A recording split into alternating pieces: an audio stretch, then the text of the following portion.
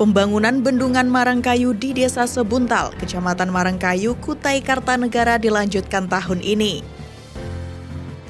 Balai Wilayah Sungai Kalimantan IV akan menggelontorkan dana melalui APBN senilai 16 miliar rupiah. Masalah utama yang mengakibatkan bendungan mangkrak yaitu pembebasan lahan turut menjadi perhatian. Saat Kaltim Pos mengunjungi Desa Sebuntal pekan lalu, Herman selaku kepala desa menuturkan, masyarakat menanti kejelasan pembangunan bendungan. Sejak dimulai dibangun pada 2007, fisik bendungan mendekati rampung, namun terbelit pembebasan lahan, sehingga tak kunjung tuntas hingga saat ini.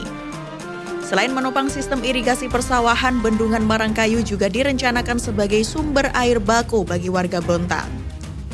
Di lokasi yang sama, Kepala BWS Kalimantan IV Haria Muldianto menyampaikan, Bendungan Marangkayu mendapat atensi Presiden Joko Widodo karena masuk dalam proyek strategis nasional. Ditargetkan pada 2024 mendatang, bendungan sudah difungsikan. Makanya tahun ini kami mulai fokus melanjutkan fisik bendungan, namun paling utama menyelesaikan permasalahan lahan, ucapnya. Dana sebesar 16 miliar rupiah yang dibelanjakan tahun ini akan digunakan untuk penyediaan akses jalan, bangunan penunjang, serta perbaikan struktur bendungan yang berusia lebih dari 16 tahun. Pekerjaan tersebut sambung dia tidak bersinggungan dengan lahan warga yang belum dibebaskan. Hanya mengungkapkan sejak proyek fisik dimulai pada 2007, proses pengadaan tanah dilaksanakan Pemkab Kukar periode 2007-2011, namun tidak selesai hingga bendungan pun mangkrak. Selanjutnya terbit Peraturan Presiden Nomor 3 Tahun 2016 tentang percepatan pelaksanaan PSN yang turut mencantumkan proyek Bendungan Marangkayu di dalamnya. 2 tahun kemudian pada 2018, Pemprov Kaltim mulai melakukan intervensi, sementara BWS Kalimantan IV ikut membantu mengerjakan pada 2019. Karena pendanaan di daerah melalui Kementerian PUPR, kami berproses pembebasan lahan di Lembaga Manajemen Aset Negara mulai 2020 sampai saat ini. Memang agak lambat, meliputi identifikasi, inventarisasi lahan, dan surat menyurat. Jelasnya, Haria didampingi PPK Pembebasan Lahan Bendungan Marangkayu Nanila Zuarni menjelaskan, sejak 2020 pihaknya telah melakukan 4 kali pembayaran ganti rugi lahan, yakni 35 bidang pada 15 Oktober 2020, 5 bidang 9 Februari 2021, 17 bidang 27 September 2022, dan sebanyak 54 bidang 14 Februari 2023. Lanjut dia, BWS fokus satu persatu menyelesaikan pengerjaan area bendungan, sehingga target sekitar 600-an hektar area genangan bisa selesai pada pertengahan 2024. Untuk diketahui, Bendungan Marangkayu memiliki luas genangan sekitar 678,59 hektar dengan 2 tahap penggenangan, yakni pada elevasi 107 meter dan 110 meter.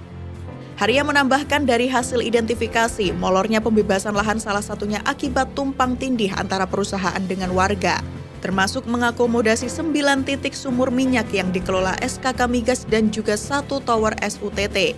Menurutnya, mekanisme penyelesaian melalui pengadilan.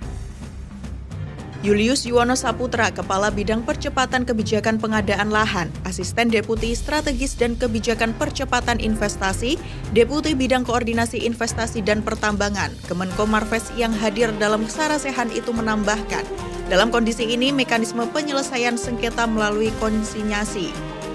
Dana ganti rugi akan dititipkan ke pengadilan agar berproses. Dirinya menerangkan terdapat disharmoni aturan antara Peraturan Mahkamah Agung Nomor 2 2021 dengan Peraturan Pemerintah Nomor 19 2021 tentang pengadaan tanah bagi pembangunan untuk kepentingan umum.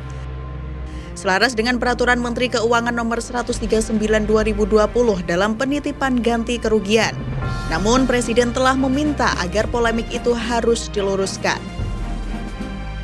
Mendengar hal itu, Herman berharap adanya pendampingan pemerintah dalam proses pembebasan lahan.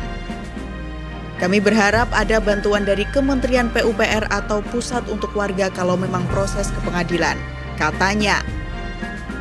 Julius Yuwono pun menambahkan pihaknya sudah berkoordinasi dengan Kejati Kaltim. Nantinya akan ada pendampingan hukum ke masyarakat untuk memberikan sosialisasi demi meredam gejolak. Nah, itu tadi yang bisa Naratif sampaikan dalam video kali ini. Silakan tulis pendapat kalian di kolom komentar di bawah ini. Sampai bertemu di video channel Naratif selanjutnya ya. Terima kasih.